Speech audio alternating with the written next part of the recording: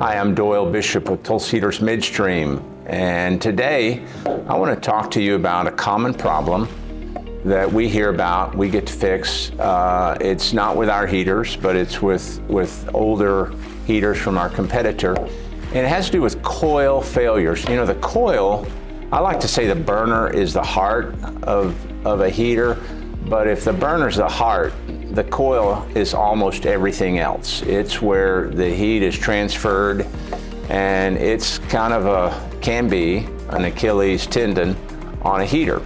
And so we see a lot of times, we get calls saying, hey, my coil failed. Failing means it's ruptured and it's leaking.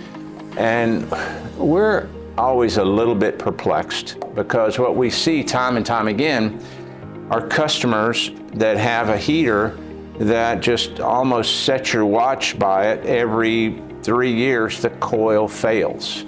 And we see that as really an unacceptable design. We think that a coil should really have infinite life. It should not be an Achilles heel of a heater, and it shouldn't be failing every 3 years. If it failed, maybe 30 years, but it should be almost infinite life. And you can do that if you design a heater right. So one of the questions is how does a coil fail? What makes it fail? Well, obviously you've got high temperatures, you've got high pressures, and if you do it wrong, you can make the coil temperature too high, and it just fails under, the metal becomes just too plastic and it ruptures. So just getting down in the weeds just a little bit here, if you'll just humor me, there's a couple of different failure modes. One is called elastic failure. And if we graph temperature here and then pressure here, we know that a coil is going to fail at a certain temperature and pressure. And in this range, it's called the elastic region. I actually drew that wrong. Elastic region. And then down here, where it's really high temperature but lower pressures, this could be rupture or creep failure. Rupture or creep failure.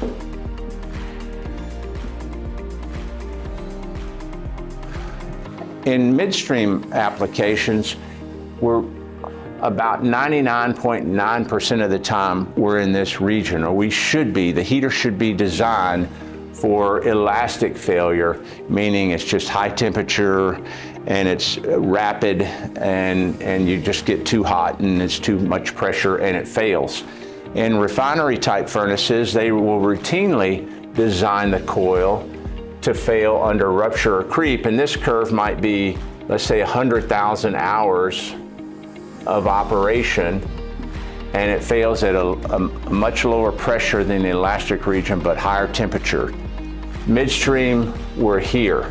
So first off, you got to do a good job of predicting what the coil temperature is going to be. You know what the pressure is going to be, but you got to predict the coil temperature right, the tube metal temperature of that coil right, to make sure that you're okay and you're not going to fail in the elastic region.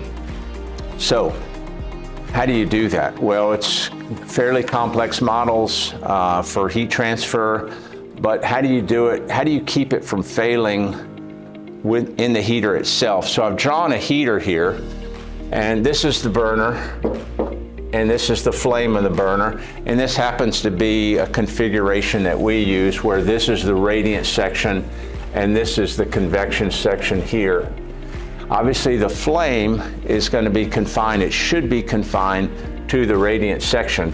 If it's not confined to the radiant section, that's kind of a surefire way, pardon the pun on fire, a surefire method of, hey, I'm going to fail because I've got flames on tubes. Obviously, if this flame is too long and extends into the convection section, those flames are going to lick these convection tubes, and you're probably going to be a lot higher tube metal than what you thought you were because of the long flame.